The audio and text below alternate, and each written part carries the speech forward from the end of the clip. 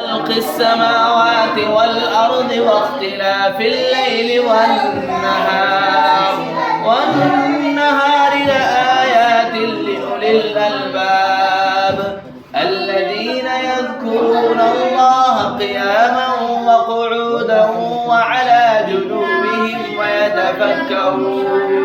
ويتفكرون في خلق السماوات والأرض ربنا ما خلقت هذا باطلا سبحانك فقنا عذاب النار ربنا إنك من تدخل النار فقد أخزيته وما للظالمين من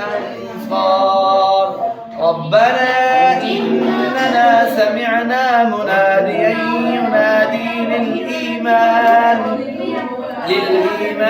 أن آمنوا بربكم فآمنا ربنا فاغفر لنا ذنوبنا وكفر عنا سيئاتنا وتوفنا مع الأبرار